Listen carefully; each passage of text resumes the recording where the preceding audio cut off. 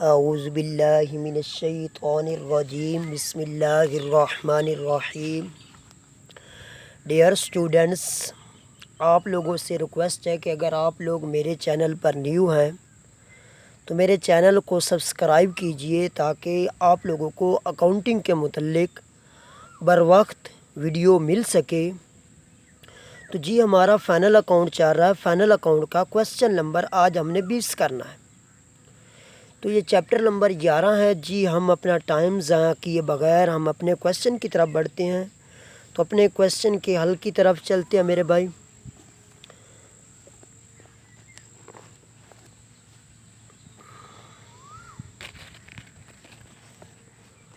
तो जी मेरे भाई, आप हमारा जो क्वेश्चन है जी, from the following trial balance and adjust you are required to prepare.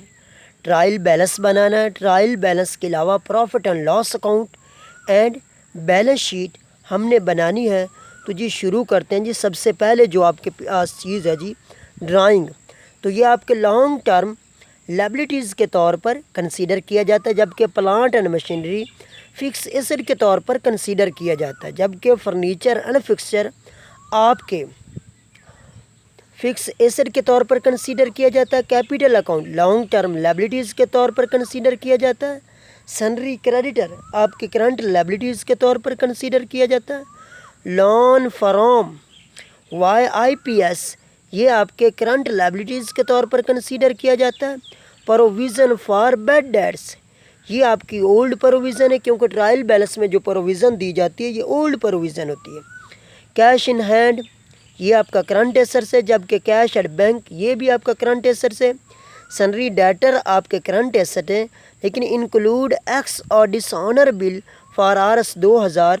तो जब आप न्यू प्रोविज़न लेंगे तो डेटर के अमाउंट में से 2000 लेस, फिर जो परसेंटेज दी जाती है ज़रा 5 या जितनी भी 5% दी हो तकसीम 100 तब आएगा। लेकिन जब बैलेंस शीट की बात आएगी तो डेटर में से 1000 लेस करेंगे। बिल्स रिसीवेबल आपके करंट एसेट से। ओपनिंग स्टॉक आप ट्रेडिंग अकाउंट की डेबिट साइड पर। परचेजेस भी आपके ट्रेडिंग अकाउंट की डेबिट साइड पर। और उसके बाद जी मैन्युफैक्चरिंग वेजेस ये आपके प्रॉफिट एंड लॉस अकाउंट की डेबिट साइड पर डायरेक्ट एक्सपेंसेस के तौर पर कंसीडर किया जाएगा। रिटर्न इनवर्ड सेल्स रिटर्न का दूसरा नाम है। सेल्स आपके ट्रेडिंग अकाउंट की क्रेडिट साइड पर। सैलरीज आपकी ये भी आपके trading profit and loss account की डेबिट साइड पर इनडायरेक्ट एक्सपेंसेस है। रेंट रेट्स एंड टैक्स ये भी इनडायरेक्ट एक्सपेंसेस है प्रॉफिट एंड लॉस अकाउंट की डेबिट साइड पर। इंटरेस्ट एंड डिस्काउंट ये भी इनडायरेक्ट एक्सपेंसेस है। ट्रैवलिंग एक्सपेंसेस ये भी आपके trading profit and loss account की डेबिट साइड पर इनडायरेक्ट एक्सपेंस है। Repair and revenue indirect expenses. Insurance की अमाउंट जी 800 है, जबकि इंक्लूड प्रीमियम ऑफ RS 600 पर annum, और ये 6 मंथ की जो है जी आपकी प्रीपेड है जी। बैड डेट्स जी आपके बुरे खर्चे जी प्रॉफिट एंड लॉस अकाउंट के डेबिट साइड पर इनडायरेक्ट एक्सपेंसेस है। कमीशन रिसीव्ड जी आपकी इनकम है जी। कमीशन रिसीव्ड जो है ये आपकी इनकम के तौर पर कंसीडर किया जाएगा। अब देखते हैं जी आपके एडजस्टमेंट में जी। तो सबसे पहले जो आपके एडजस्टमेंट में दिया गया क्लोजिंग स्टॉक। तो क्लोजिंग स्टॉक के दो इफेक्ट होते हैं, एक ट्रेडिंग अकाउंट की डेबिट साइड पर, जबकि दूसरा इफेक्ट करंट एसेट के तौर पर कंसीडर किया जाए। Allow 5% interest on capital. तो ये आपका 5% जो कैपिटल का लिया जाएगा, एक तो प्रॉफिट एंड लॉस अकाउंट की डेबिट साइड पर, और दूसरा जो इसका इफेक्ट होगा ये कैपिटल में ऐड होगा। Depreciation plant and machinery 5% plant and machinery की अमाउंट लेंगे, ज़रा 5 तकसीम 100। तो ये आपका आ जाएगा मेरे पास जो अमाउंट आती है, एक तो इनडायरेक्ट एक्सपेंसेस के तौर पर कंसीडर किया जाएगा, और दूसरा जब fix asset plant and machinery को करेंगे तो वहाँ से ये अमाउंट लेस करेंगे। ऐसे ही फर्नीचर एंड फिक्सर की अमाउंट।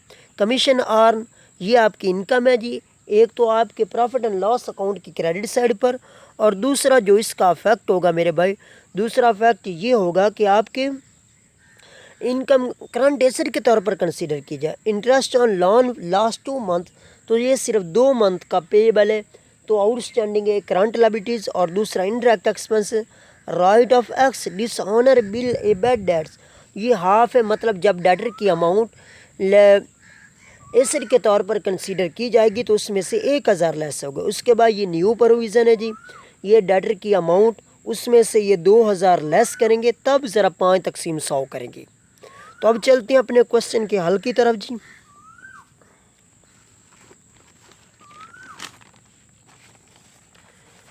क्वेश्चन नंबर जी आपका 20 है जी, देखते हैं जी इसके हल की तरफ जी।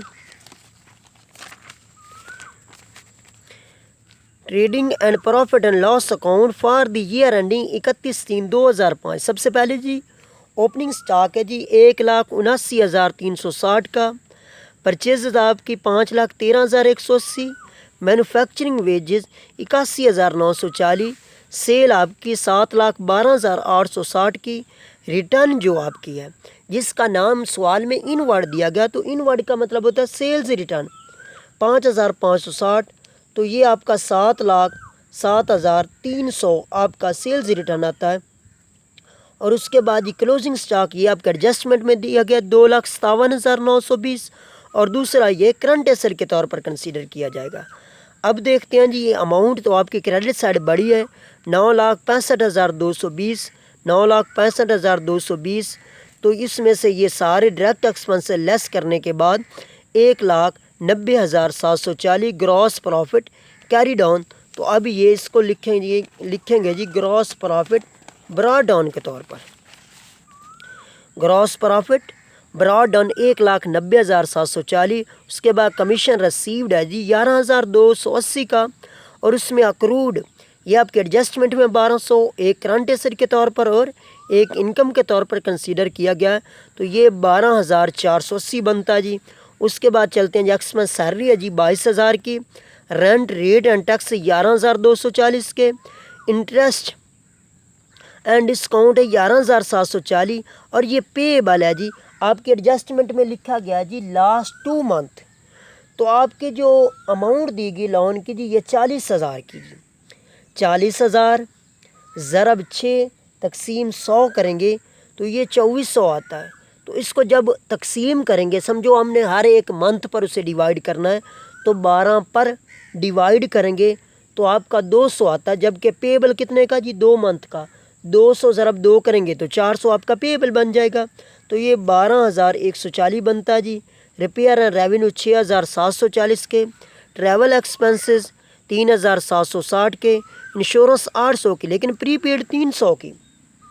आपके क्वेश्चन में दी गई है जी पर एनम के हिसाब से, जबकि हमने पेड कर दी है जी 30/9/2005, जबकि हम अकाउंट जो बना रहे हैं 31 मार्च को, तो ये 6 मंथ एक्स्ट्रा होगी, तो टोटल कितनी है 600 है जी 12 मंथ की। तो इसका हाफ कितना हो जाएगा जी 300, 800 में से 300 लेस करेंगे तो 500 आ जाएगा। बैड डेट्स 8,240 के।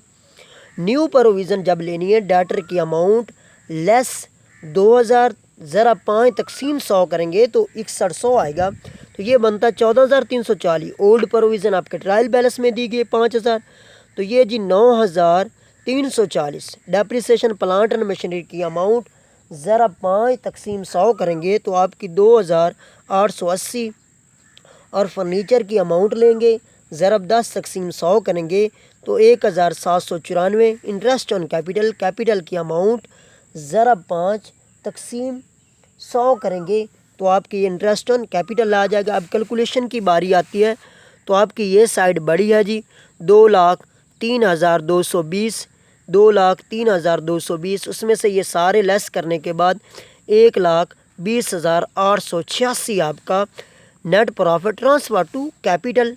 अब चलते हैं जी बैलेंस शीट की तरफ।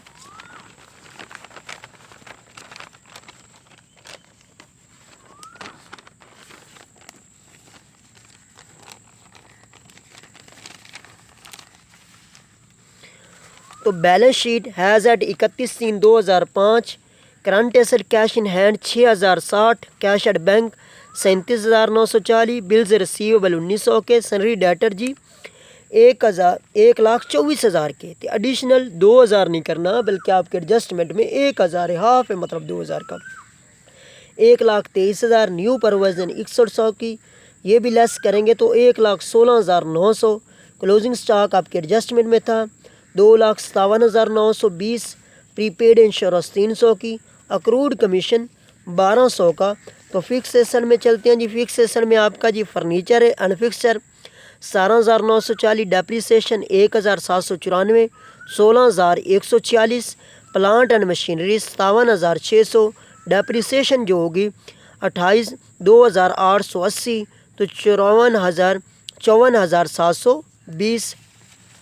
अब जी देखते हैं जी इस तरफ आपके जी करंट लायबिलिटीज़ में इंटरेस्ट ऑन बैंक लोन 400 का, salary credit 1,19,260, long term liabilities में लोन जो था जी 6% का 40,000, कैपिटल 2,38,800 और इसमें ऐड करेंगे net profit 1,20,886, interest on capital 11,940, तो ये 3,71,626, इसमें से लेस करेंगे ड्राइंग 21,100, तो ये 3,50,526 बनता है।